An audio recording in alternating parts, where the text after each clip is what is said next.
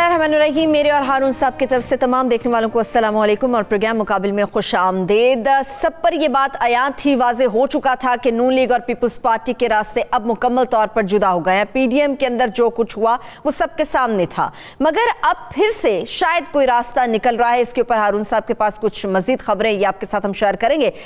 मगर राना सनाउल्लाह साहब ने जो सिविल अफसरान को धमकियां दी हैं उस पर वज़ीर इत्तलात फवाद चौधरी साहब ने दहशतगर्दी और दीगर दिफात पर मुश्तमिल उनके खिलाफ मुकदमा दर्ज होगा, इस बात का ऐलान कर दिया है। हो क्या सकता है सियासत में, मुकम्मल तस्वीर आपके सामने रखेंगे। वज़ीर ख़ारजा शाह महमूद कुरैशी साहब यूएई के दौरे की तरफ जा रहे हैं। उनके दौरे का मकसद क्या है? ये दौरा 3 रोज़ पर मुश्तमिल होगा, मगर दौरे के हवाले से कुछ अंदरूनी मामलात हैं वो आपके साथ हम डिस्कस करेंगे, आपके सामने रखेंगे। अफगानिस्तान का क्या होगा ये भी आपके साथ शेयर होगा। मगर जो कैबिनेट में तब्दीलियाँ हुई, नए लोग आए, उसमें बतौर वज़ीर ख़जाना जो शौकत तरीन साहब का इंतखाब किया गया है, ये इंतखाब कैसा है, कितना मुस्बत रहेगा, इसके ऊपर इकॉनमी पर भी बात होगी। हारून साहब, पीडीएम पे बात होगी मेरी। ये जो आप हर रोज़ ये बात करते हैं कि सुलह होगी, तरीन साहब की, इमरान खान साहब की सुलह होगी, 30 से ज़्यादा लोग कहीं तरीन साहब के साथ जाके खड़े हो गए, कौन सी सुलह होगी ये?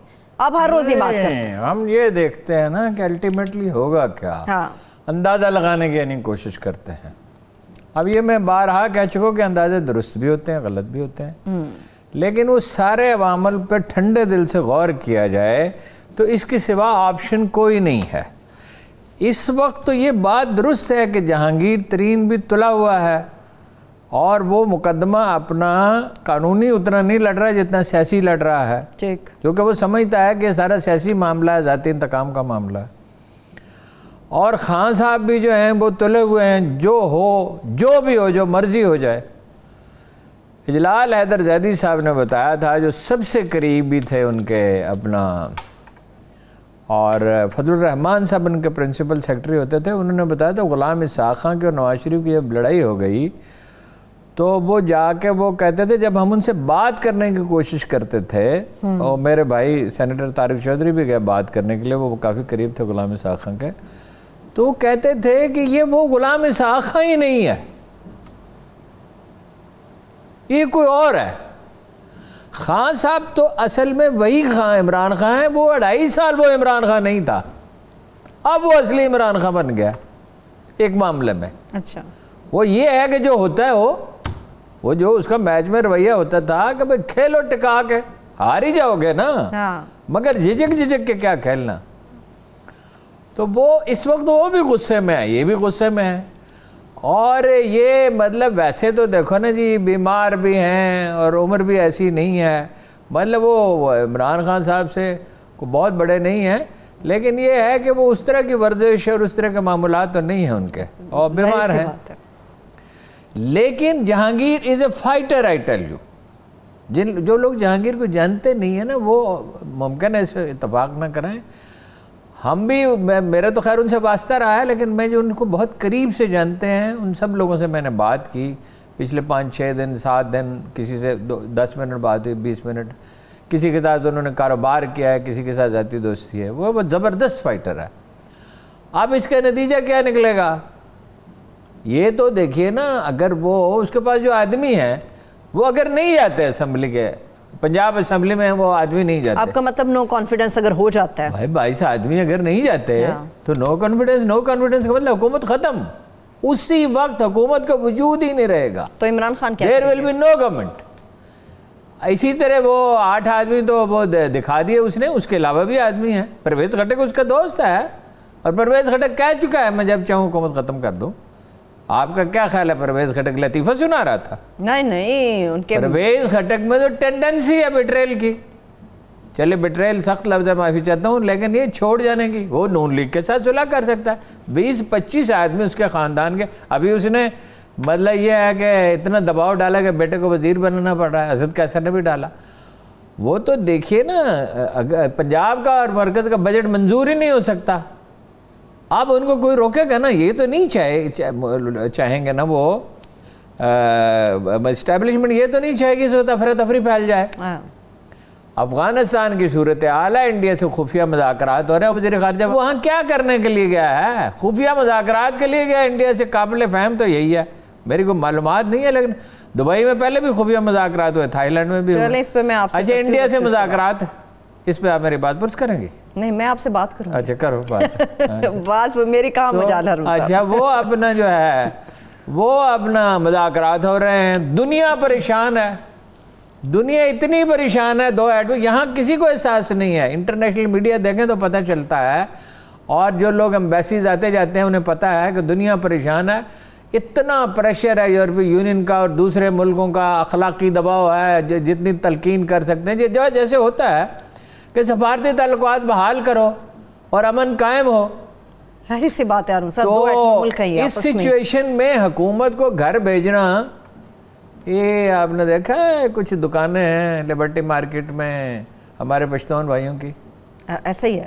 دکان خالی کرا کے دکھا دو ان سے.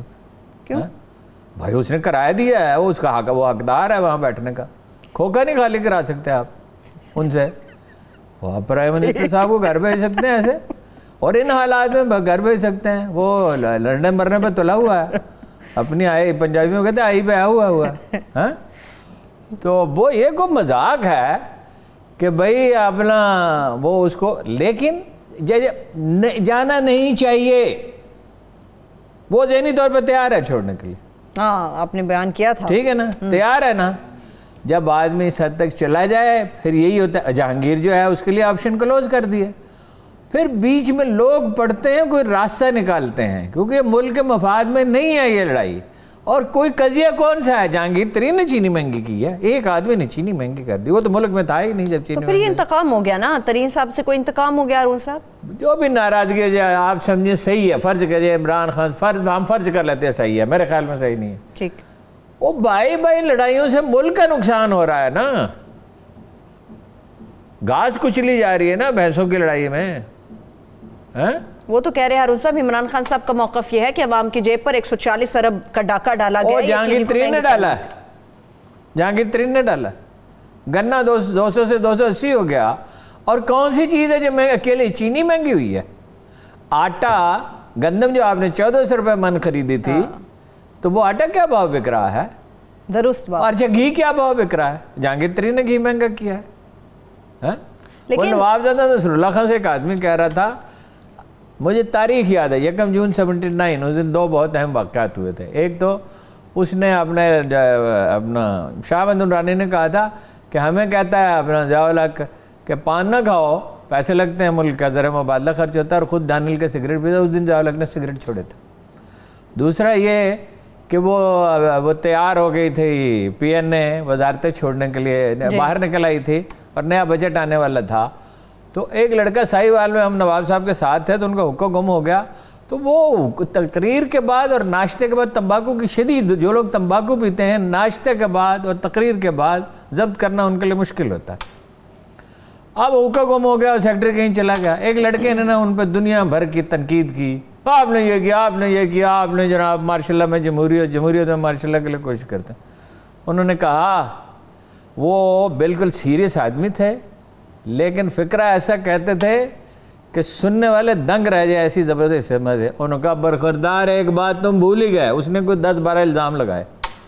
ایک بات تو تم بھول ہی گئے برخوردار، کچھ دیر پہلے جو آندھی آئی تھی وہ بھی میری وجہ سے آئی تھی. ٹھیک ہے نا. اس ملک میں جو آندھیاں چلتی ہیں وہ جہانگیر ترین کی وجہ سے چلتی ہیں. یہ جو اپریل میں بارشیں ہو رہی اس کا ذمہ دار جہانگیر ترین ہے.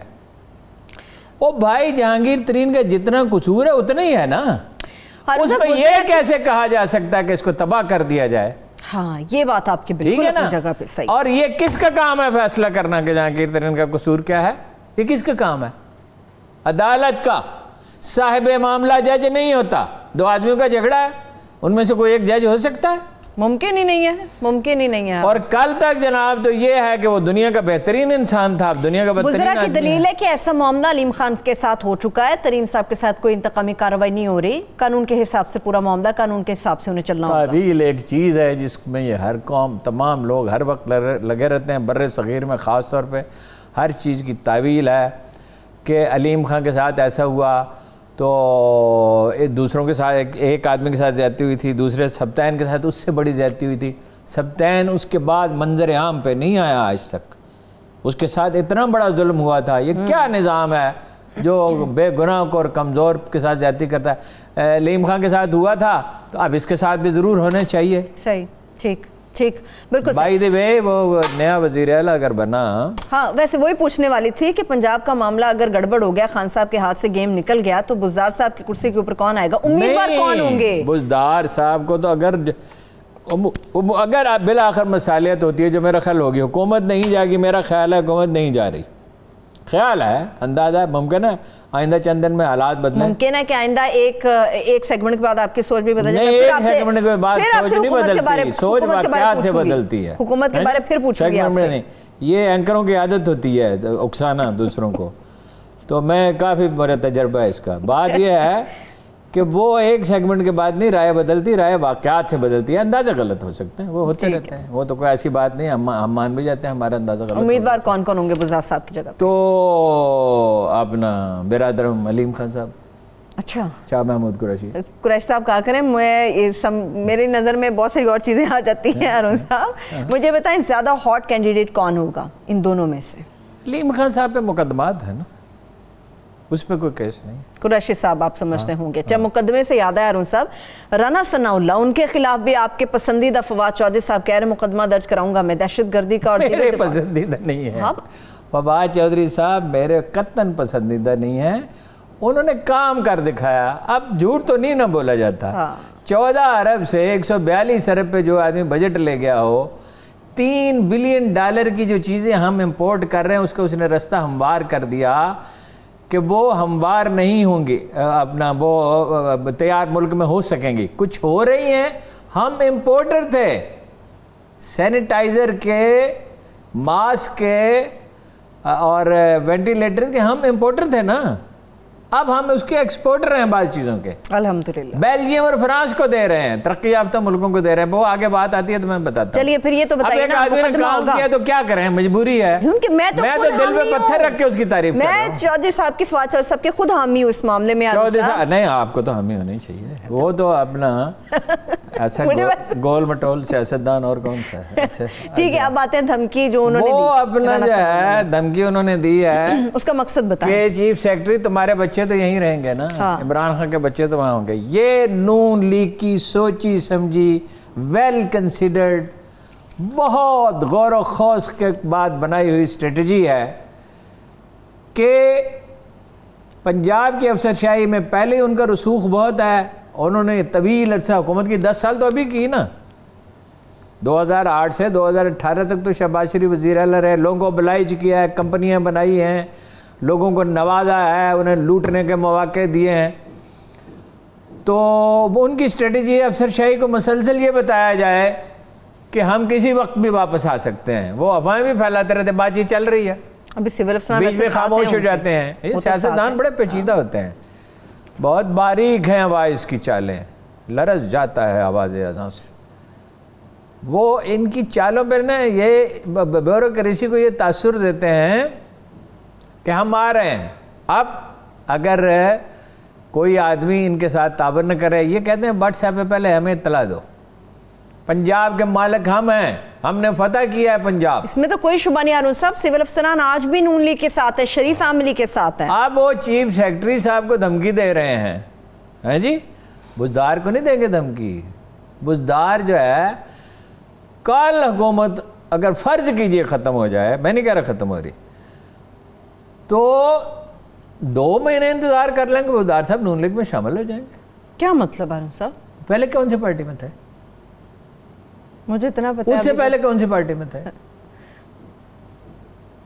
بھائی؟ وہ تو بزدار کو نہیں ہٹانا چاہتے یہ.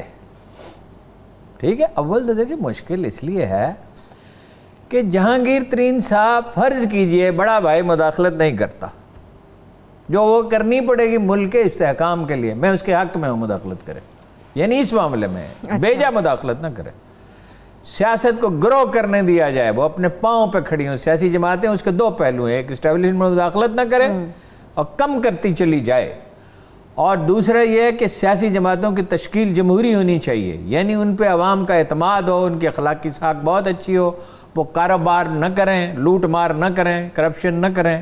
ہاں جی, اس کے لیے جو صحیح لفظ ہے وہ ٹیلی ویژن پہ کہا نہیں جا سکتا. پتہ نہیں کون سی دنیا کے آپ خواب دکھا رہے ہیں, کون سی چیزیں آپ بتا رہے ہیں. نہیں بھائی, دنیا میں سیاسی جماعتیں کیوں غالب ہیں؟ فوج کیوں مداخلت؟ اخلاقی ساکھ کی وجہ سے. اور جہاں سیاستدان جو ہے گڑبڑ کرتا ہے تو میڈیا اس کی چمڑی ادھیڑ کے رکھ دیتا ہے, عدالتیں اسے کام کرنے نہیں دیتے. روتا رہا نا 5 سال ڈونلڈ ٹرمپ, روتا رہا نا. میڈیا یہ میرے ساتھ زیادتی کر رہا ہے, سرکاری محکمے اس کی نہیں مانتے تھے. روس کے ساتھ تعلقات کے معاملے میں وہ کہتا تھا یہ ایف بی آئی فریق بن گئی ہے, فلاں فریق بن گیا ہے, سی آئی سے شکایت, پینٹاگون سے شکایت. اگر سیاسی جماعتوں کی ساکھ کیسے اچھی ہوگی؟ نچلی سطح تک منتخب لوگ ہوں گے سیاسی جماعتوں میں, کسی کی جیب میں نہیں پڑے ہوں گے. کوئی محترمہ مریم نواز یہ نہیں کہہ سکیں گی کہ میں حکمران خاندان سے ہوں. یہ مغلیہ خاندان جو ہے نا, زرداری صاحب کا, شہباز شریف کا, نواز شریف کا, عمران خان کا. عمران خان کے بچے تو نہیں ہیں مگر دوست تو ان کے مغلیہ خاندان کے شہزادے ہی ہیں نا, جو چاہے کرے. صحیح. انڈے تھے یا بچے تھے. تو بات یہ ہے کہ ان کی ساکھ ہوگی بات کہ کہاں سے کہاں پہنچ گئی, اصل موضوع کیا تھا. وہ جناب گزارش یہ ہے کہ جو رانا ثناء اللہ صاحب نے کہا ہے نظر بظاہر, وہ ویسے خود بھی قانون دان ہے, وہ ٹیررزم کے زمرے میں آتا ہے. وہ دھمکی دے رہے ہیں چیف سیکرٹری کو, تیرے بچے تو یہیں رہیں گے, کمشنر لاہور کو, اور کہہ رہے ہیں کہ ملک میں امن نہیں ہوگا, اس کے بعد قرار نہیں ہوگا, مطلب ملک کو فساد سے بھر دیں گے. پہلے ہی ملک میں حکومت کی ریٹ کمزور ہے, اب یہ اس طرح کی باتیں کرتے ہیں. اور نون لیگ تو ویسے ہی نہیں مان رہی حکومت کی, ریاست کی ریٹ تو نون لیگ ویسے ہی نہیں ہے. کوئی بھی نہیں مانتا. بزنس مین مانتا ہے, جاگیردار مانتا ہے, کون؟ مولوی مانتے ہیں. مولوی جب موقع ملتا ہے فساد کرتے ہیں. تو یہ نظر بظاہر تو کیس بنتا ہے. اب یہ فواد صاحب کی ذاتی رائے ہے یا حکومت کی رائے ہے؟ میں ایک بات آپ کو بتا دوں, کیا؟ بلڈوزر تیار کھڑے. کل تک تو مجھے معلوم نہیں تھا, میں نے یہ کہا تھا کہ کیا حکومت کیا کر رہی؟ کچھ بھی نہیں کر رہی, البتہ قانونی کارروائی کر رہی ہے. اگر ان کی ہوگی تو یہ میرا خیال عدالت میں جائے گا معاملہ. جیسے مریم کا انہوں نے کہا دیا 10 دن پہلے ہم سے پوچھیں, کیونکہ پاکستانی عدالتیں انصاف کرنے میں اپنا آسانی نہیں رکھتی. اتنی آسانی سے انصاف ملتا ہے, اتنی آسانی سے انصاف امریکہ میں نہیں مل سکتا, فرانس میں نہیں مل سکتا, جاپان میں نہیں, دنیا کے کسی ملک میں. 10 دن پہلے بتائیں. اسی طرح عدالت میں جائے گا. زمین ان کی نہیں ہے, زمین محکمہ اوقاف کی ہے یا جبرن خریدی گئی. جبرن خریداری کون سی خریداری ہے؟ کوئی خریداری نہیں. پانی بند کر دیا تھا نہر پکی کرنے کے لیے, 6 ارب روپے لگائے تھے سڑک پہ. 6 ارب تو ایک ہے. ہیلی پیڈ, 4 دیواری, ٹیلی فون ایکسچینج, یہ پیسہ کس کا لگا ہوا ہے؟ اس حکومت کو کیا پتا حکومت ہوتی کیا ہے ان لوگوں کو. یہ تو موٹر وے پہ گرفتار ہو سکتے ہیں. 300 کلومیٹر سے زیادہ کی موٹر وے کسی طرح نہیں بن سکتی تھی جو انہوں نے تقریباً 400 کلومیٹر کی بنائی. تو یہ تو چونکہ ہے ہی نہیں کوئی پوچھنے والا, کوئی کارروائی کرنے والا, کسی کو طریقہ ہی نہیں بتا. یہ نیب ہے, ان کو کام کرنا آتا ہے. کوئی روز ایک پریس ریلیز جاری کر دیتے ہیں 700 ارب ریکور کیے, پچھلے 12 سال کے بھی ڈال دیتے ہیں. جو ان سے پہلے جو 12-15 سال کے تھے وہ بھی ڈال دیتے ہیں. ہم نے ریکوری کیا ریکوری کی؟ 800 ارب روپے کی ایک آدمی نے 8 ارب کی کرپشن کی, اسے 4 ارب روپے لے لیے. یہ کون سا نظام؟ کوئی نظام انصاف ہے ہی نہیں. سوراخ ہیں اس کے اندر, اس نظام میں. پہلی بات تو پولیس ہی نہیں کرتی. جج بہت اچھے بھی ہیں, تو جج کے پاس چالان کون پیش کرتا ہے؟ زمین ان کی نہیں ہے. بلڈوزر تیار کھڑے ہیں, بلڈوزر تیار ہے. عمران خان خود ایک بلڈوزر ہے. میں اس کے ساتھ ہی بریک پر جا رہی ہوں. بڑی ہیوی بات کر دیا آپ نے ہارون صاحب. ایک بریک لے لیتے ہیں, جب بریک سے واپس آئیں گے تو ہم پی ڈی ایم کے جو اختلافات ہیں نون لیگ اور پاکستان پیپلز پارٹی کے مابین, ان کا کیا راستہ نکلے گا, نواز شریف صاحب کے زبان میں یہ نرمی کس وجہ سے. ایک چھوٹی سی بریک اور افغانستان کے مستقبل کے بارے میں بات کریں گے. Stay with us.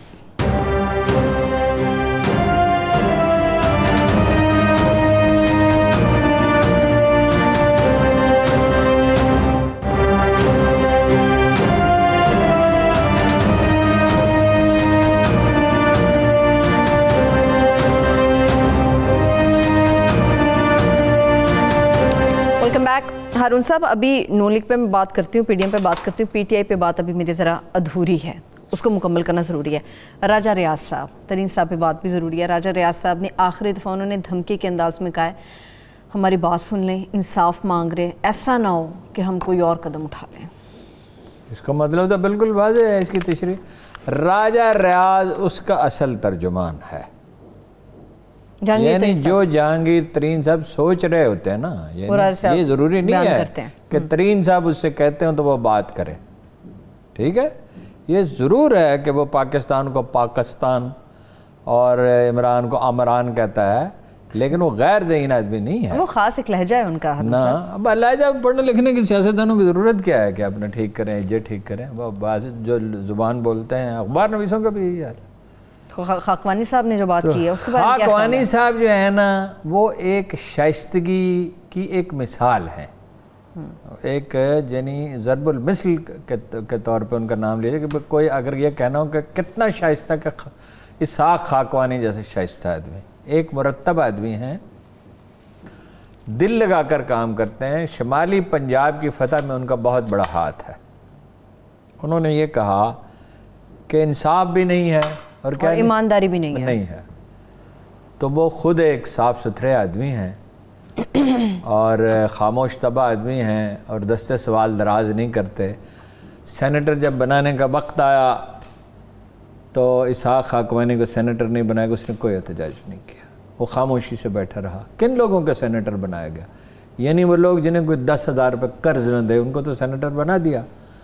اور اسحاق خاقوانی جیسے اور بھی نام ہے, میں لوں گا تو پھر لوگوں کو بڑی تکلیف پہنچے گی, کہ وہ اسحاق خاقوانی کا نام تجویز بھی کیا گیا, مگر چونکہ خوش آمدی نہیں ہے. اسحاق خاقوانی صاحب نہایت شائستہ ہیں, اس لیے قابل قبول, ویری کمپیٹنٹ پرسن. اسحاق خاقوانی کو آج آپ ریلوے کا وزیر بنا دیں اور بہتری شروع ہو جائے گی.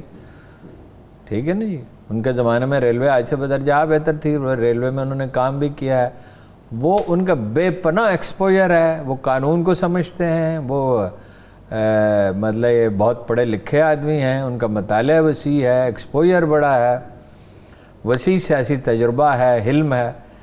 لیکن وہ بات جو ان کی وہ بالکل صحیح ہے. انصاف کہاں ہے؟ انصاف کو آواز دو. انصاف کہاں ہے؟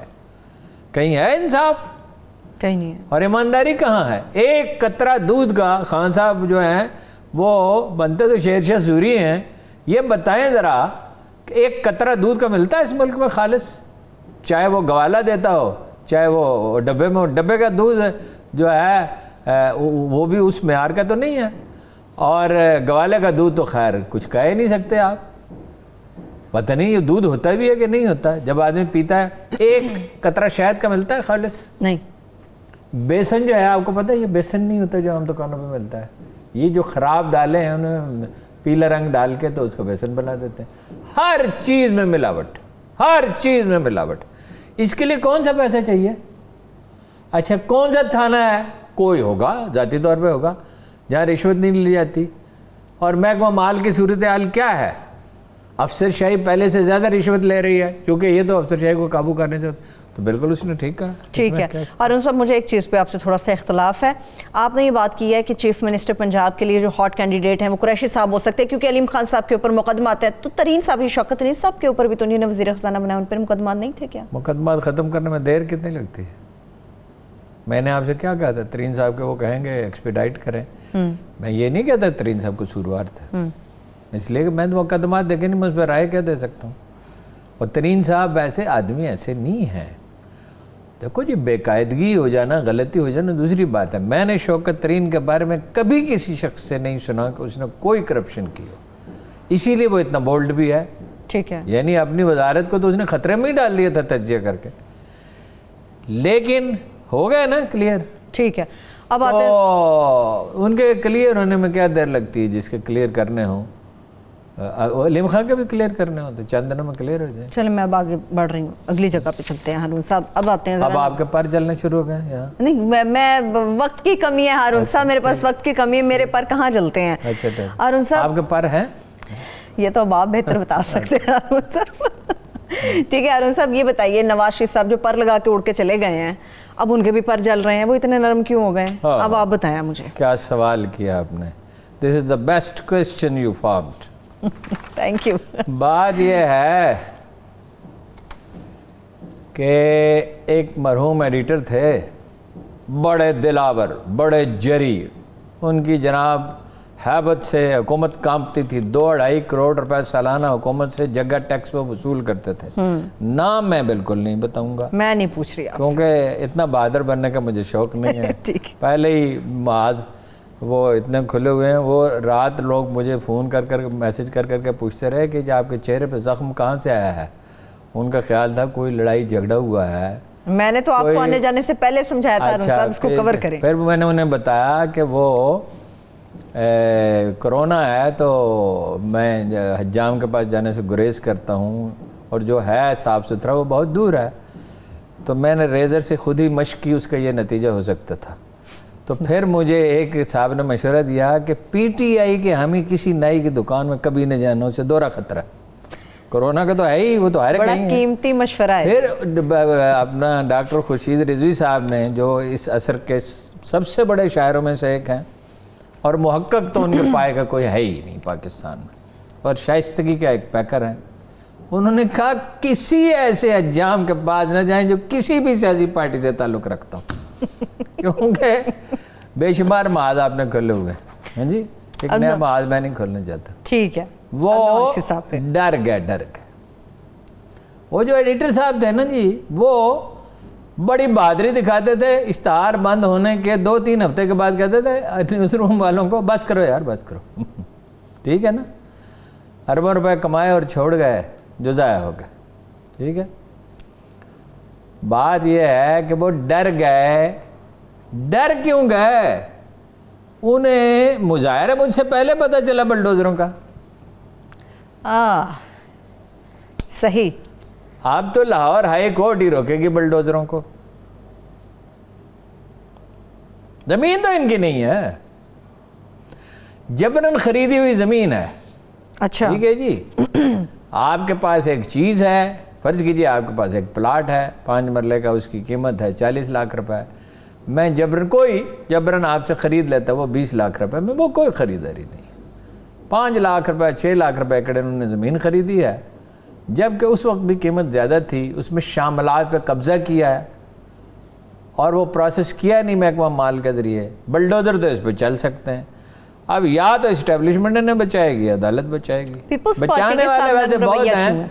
वो जरदारी साहब के बारे में उनके एक सेनेटर ने कहा था कि अगर तो कोई नेकी का काम हो, साफ़ सुथरा काम हो, तो जरदारी साहब से मत कहें, उन्हें कोई शौक़ नहीं करने का। अगर कोई गलत काम हो, उन्होंने कहा मैं किसी को मार डालूँ, मैं उनसे कहूँ तो वो मुझे बचा लेंगे। मेरी गाड़ी के नीचे कोई आदमी आ जाए, वो मेरा बंदोबस्त करके मुझे मुल्क से बाहर भेज देंगे। ठीक है ना। तो अगर आप कोई गलत काम करते हैं तो इस मुल्क में पहले तो एहसन इकबाल खड़े होंगे, ख्वाजा साहब खड़े होंगे, सारे लोग उठ के खड़े होंगे कि एक मुकद्दस ख़ानदान सलाहुद्दीन अय्यूबी के ख़ानदान पे कौन हाथ डाल सकता है। फिर जनाब अदालतें मौजूद हैं, फिर जनाब अपना कारकुन उनके मौजूद हैं। फंसाया उन्हें खोखर बरादरान ने, ये आज फिर कन्फर्म किया। हाँ, मुखबर उनके खोखर बरादरान निकले। खोखर बरादरान भी जा सकते थे पीटीआई में। वो तो खान साहब को चूँकि सियासत से तो कोई शगफ है नहीं ना, और चीज़ों में लगे रहता है। ठीक है, अब जरा अफगानिस्तान की तरफ आए अरुण साहब, आपने कल भी बात करवाई और फिर आपने बहरहाल खोखर बरादरान किसी वक्त शामिल हो जाएंगे पीटीआई में, बुजदार उसमें नून लीग में। और अगर ये इनकी हैबत ख़त्म हो जाएगी जिस दिन बुलडोज़र, अगर बुलडोज़र चल गया, कभी किसी शाही ख़ानदान के ख़िलाफ़ कार्रवाई हुई ही नहीं है इस मुल्क में, अगर ये हो गया तो 30-35 साल में जो हैबत उन्होंने कायम किया, इसके बाद सिविल सर्विस बिल्कुल ठीक हो जाएगी। और पंजाबी मुहावरे के मुताबिक आँख में डाल लें तो भी पता नहीं चलेगा। ठीक, अब हारून साहब अफगानिस्तान पे आ जाएं। कल भी आपने मुझे बिल्कुल नहीं इसके ऊपर बात करने दी, वक्त भी ख़त्म हो गया। अब ज़रा अफगानिस्तान पे आए, अफगानिस्तान का क्या होगा? अफगानिस्तान पे आपने नहीं मुझे बात करने दिया, मैंने नहीं करने दिया। आप हारून साहब आपने जब आखिरी 2 मिनटों में पूछेंगे। अफगानिस्तान में देखिए बहुत क्लियर साफ मामला है। अफगानिस्तान में मामला ये है कि जो बाइडन ठीक उसी नतीजे पे पहुंच गए जिस पे पहुंचे थे डोनाल्ड ट्रंप, कि भाई इसमें खसारा ही खसारा है। ठीक, जो कहा था ना उसने, टाइन बी ने, यहाँ कभी किसी को कुछ नहीं मिला। افغانستان سے عراق سے کسی کچھ نہیں ملا. عراق پہ تو حدیث رسول موجود ہے کہ دجلہ و فرات کی جڑ سے سونا نکلے گا جسے حاصل کرنے کے لیے قومیں لڑ مریں گی اور ملے گا کسی کو بھی کچھ نہیں. کچھ نہیں لے کے گئے نا. افغانستان میں بھی ویسے معدنیات کے ٹھیکے چینی کمپنیوں کے پاس، امریکیوں کے پاس نہیں ہے. افغانستان کے پاس ہے معدنیات ہیں، پٹرول بھی ہے تھوڑا ہے، تو باقی تو نہ وہاں انڈسٹری ہے نہ گجرات ہے. لیکن جو بائیڈن تو وقت جو بائیڈن نے 2000 بلین ڈالر امریکی معیار سے بھی یہ کافی بڑی رقم ہے، وہ دیے ٹرمپ نے. اب اس نے پھر دیے 2000 بلین ڈالر. اب وہاں پیسے چاہیے نا. اب یہ جنگیں لڑنے کے متحمل نہیں ہیں. بندے ابھی واپس جانے شروع ہو جائیں گے ستمبر تک. اب اس سے مطلب یہ نہیں ہے کہ 11 مئی کو انخلا اگر مکمل نہیں ہوگا، لیکن شروع تو 11 مئی سے 12 مئی سے، نہیں تو مئی کے اینڈ میں شروع ہو جائیں گے. موسم بڑا اچھا تھا. مئی، جون، جولائی، اگست کابل میں ایسا زبردست موسم ہوتا ہے کہ جس کی بات نہیں. گندم کابل میں جولائی میں پکتی. اچھا. ہاں ٹھنڈا ہے نا موسم. تو 2000 بلین ڈالر یہ، اور 2000 بلین ڈالر دے رہا ہے وہ سڑکوں کے لیے. ہر 20 25 30 سال کے بعد امریکہ میں یہ سوال اٹھتا ہے کہ سڑکیں خراب ہو گئی. سڑک کی ایک عمر ہوتی ہے نا. ظاہر ہے اس سے اکانومی کو بھی فائدہ ہوتا ہے، لوگوں تک پیسہ پہنچتا ہے، کیونکہ وہ ظاہر ہے سیاستدان نے تو یہ دیکھنا ہوتا ہے کہ ضرورت کیا ہے، اس کی مقبولیت کیسے قائم رہے گی. صحیح. تو جو بائیڈن کی جو اپروول ریٹ ہے وہ 50% ہے. صدارت میں آنے کے بعد اگر 40% بھی ہو تو غنیمت ہوتا ہے. اچھا. شروع میں بے شک زیادہ ہو لیکن گر جاتا ہے. تو افغانستان میں اب جناب ایک تو یہ ہے کہ انڈیا وہاں سے نکل گیا. انڈین میڈیا رو رہا ہے، وہ پولیٹیشین بھی رو رہے ہیں. ذرا آہستہ روتے ہیں، آواز زیادہ نہیں نکلے، کہ پاکستانی جنرل تو جیت گئے. وہ جیت تاریخ کا دھارا جس طرح بہہ رہا تھا. امریکہ نے 10 سال میں روسیوں نے کیا کر لیا تھا. اب روسیوں نے کو اب سمجھ میں آئی. اب روسی وزیر خارجہ کہتا ہے کہ ہمیں گرم پانیوں تک رسائی کی ضرورت ہے. اب انڈیا کے پریشر کے باوجود وہ بڑا خریدار ہے نا اسلحے کا. وہ پاکستان کو انجن بھی دے رہے ہیں. وہ ان کا انجن ہے نا، یہ جو ہم نے طیارہ بنایا اس کا روس کا بنا ہوا انجن استعمال کرتے ہیں نا. اور وہ کوئی 7-8 بلین ڈالر انویسٹمنٹ کے لیے بھی تیار ہیں، اور گیس پائپ لائن کے لیے بھی تیار ہیں، اور سٹیل مل میں بھی انٹرسٹڈ ہیں کہ اس کو امپروو کر دیں. اچھا. تو 10 سال وہ لگے رہے. تو پھر کیا ہوا؟ پھر آخری روسی جنرل نے پلٹ کر دیکھا آمو ریور کراس کرتے ہوئے اور کہا اب ہم کبھی نہیں آئیں گے. ٹھیک ہے. اور امریکیوں نے بھی 20 سال جنگ لڑ رہی. لوکل ضرورتیں ہیں وہاں کی. اس کے تو انڈیا ایران کی منت سماجت کر رہا ہے. اب تعلقات میں بگاڑ نہیں ہے لیکن گرم جوشی تو نہیں رہی نا. کچھ سرد مہری تو ہے. تیل خریدنا بند کر دیا تھا نا امریکہ کے کہنے پہ. تو امریکی جو ہے نا وہ خدا بنے تھے یگانا مگر بنا نہ گیا. نشہ خودی کا چڑھا آپ میں رہا نہ گیا. امریکی یہ نہیں سمجھ رہے کہ ان کا وقت جو ہے وہ پورا ہو رہا ہے. عادتیں تو نہیں بدلتی نا. اب وہ ایران کو، انڈیا کو حکم دیا کہ بھائی ایران سے تیل مت خریدو، ہم تمہاری مدد کر رہے ہیں. ٹھیک ہے. چینی آئے خاموشی سے. ایک دن انہوں نے ٹیلی فون کیا.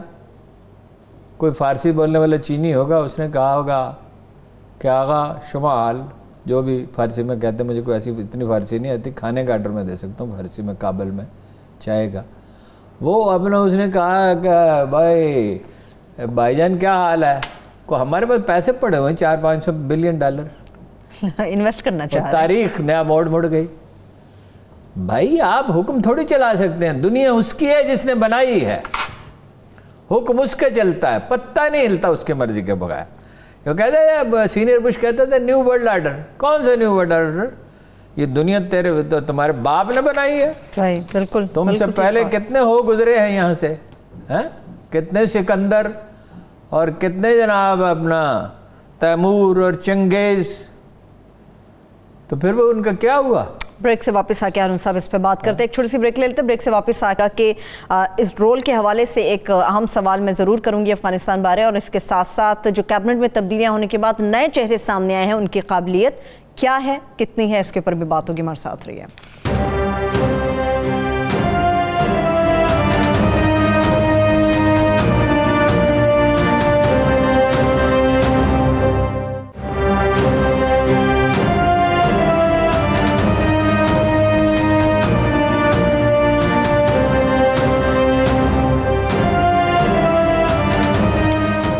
बार फिर से प्रोग्राम में हम आपको खुश आमदेद कहेंगे। हारून साहब, अफगानिस्तान से अगर अमेरिका इस इलाके से चला जाता है, पहले तो सवाल यह कि क्या चला जाएगा, अगर ऐसा हुआ तो क्या उसका रोल भी मुकम्मल ख़त्म हो जाएगा? नहीं चला जाएगा का ये मतलब नहीं है। चला जाएगा मतलब यह है कि मिलिट्री प्रेजेंस ख़त्म हो जाएगी पाकिस्तान में। उसकी मिलिट्री प्रेजेंस अव्वल तो एक तरह से इंडायरेक्टली रहेगी कि तनख्वाहें कहाँ से देनी है, अफगान फौज को तनख्वाह कहाँ से देनी है। अफगान इकानमी तो इतनी इस साइज़ की नहीं है कि उस फौज को, वो वाहिद कार्ड है। अशरफ गनी एक शख्स नहीं है, एक तबका है जो पिछले 25-30 साल में रूसी और अमरीकी कब्ज़े में पैदा हुआ है। जदीद तालीमी याफ्ता तबका जो पहले भी था, जो ज़ाहिर शाह के दौर में भी था, और जो इतना जदीद है कि वो पाकिस्तानियों पे हंसते थे कि उसी साबुन से हाथ धोते, उसी से मुँह धो लेते। वो तो वहाँ तो औरतें स्कर्ट पहनती थी, यहाँ तो मतलब अब तक नहीं है ये रवाज हो सका जी, सिर्फ फिल्मों में होता है। ठीक, तो वो उस तबके की नुमाइंद को अगर उसका रसूख रखना है, उन्हीं के ज़रिए। पाकिस्तान में रसूख किसके ज़रिए है? देखो ना, मजहबी इंतहा पसंदों के ख़िलाफ़ कार्रवाई हुई और अंग्रेज़ी अखबारात उनके हक़ में लिख रहे हैं। ये अमरीकी है ना, ये NGOs में अमरीकी हैं, 5 स्टार होटलों में। अखबार नवीसों ने NGOs खोली, अखबार नवीस का NGOs का ताल्लुक है। सारा दिन उसने काम करना है तो उसके पास इतना वक्त कहाँ से आता है? हत्ता कि जांच सोर्स की भी मौजूद है जिसका एजेंडा इतना गंदा है कि मैं TV पे बयान भी नहीं कर सकता। तो वो उनकी प्रेजेंस रहेगी। एक तो बजट को वही कर सकते हैं, इल्ला ये कि चीन किसी वक्त दाखिल हो जाए। अच्छा। पहले तो खैर बहुत झगड़े हैं जी, आसानी से तय नहीं होंगे। तो मुखबरी का निज़ाम रहेगा, इंटेलिजेंस नेटवर्क तो वो बना चुके हैं, मर्सनरी तो हर कहीं मिल ही जाते हैं और वहाँ ज़्यादा मिलते हैं आसानी से। अफ़गानी टैंक के सामने खड़ा हो सकता है, इसमें कोई शक नहीं। डॉलर के सामने नहीं खड़ा हो सकता। ठीक, मुल्ला उमर और उसके सुसर समेत, उसके फादर इन लॉ समेत उसके आदमियों को ख़रीदा गया था $160 मिलियन में, वरना उस जंग की तो कोई ज़रूरत नहीं। मैं उनके यहाँ जो उस्ताद थे जो शहीद हो गए हैं, कराची में थे, उनसे मैंने फ़ोन करके पूछा कि ये B-52 तैयारे जो बमबारी कर रहे हैं तालिबान रोक सकते हैं? उन्होंने कहा नहीं रोक सकते। मैंने कहा मिसाइलों को रोक सकते हैं? उन्होंने कहा नहीं रोक सकते। मैंने कहा फिर ये निकल कर देहात में और जंगलों में क्यों नहीं जा रहे? किसने उन्हें ट्रैप किया हुआ है? उन्होंने कहा बात बिल्कुल ठीक है। अब उन्होंने बात की है, जो भी हो, जो खुद ही समझ में आ गई होगी कि भैया तो नहीं कर सकते। जिसके बाद जंग तो अगर लड़नी है तो छापा मार लड़नी है। तो वो अंदर साजिशें, जैसे पाकिस्तान में ये CPEC स्लो होता रहता है, ठीक होता है फिर स्लो हो जाता है, ठीक होता है फिर एक वफाकी वजीर बयान दे देता है जाके जो अच्छा आदमी है अदरवाइज, क्योंकि ये मगरब से इस कदर मरूब है जिसकी कोई हद नहीं। वो अपनी प्रेजेंस रखने की अपनी पूरी कोशिश करेगा, इसलिए कि वो जो सेंट्रल एशिया तो एक्सटेंडेड रशिया ही है ना। लोग रूसी ज़ुबान बोलते हैं, रूसी तरह ज़िंदगी के बहुत से असरात हैं, उनका दायरा असर है। उधर चीन है, यहाँ पाकिस्तान है जिसको मोहताज और मजलूम बना के रखना है, जहाँ इस्लाहात नहीं होने देनी। इस्लाहात हो जाए तो पाकिस्तान की इकॉनमी को कीड़े पड़े हुए हैं क्या? 40 लाख दुकानदार टैक्स नहीं देते, और वही कह रहे हैं ना शब्बरजादी, वो भी तो कह रहे हैं कि पूरा और जागीरदारों से कौन टैक्स ले सकता है? जागीरदार आमों का बाग 20 करोड़ में बेचता है और 1 करोड़ टैक्स नहीं दे, 1 रुपया भी नहीं देता।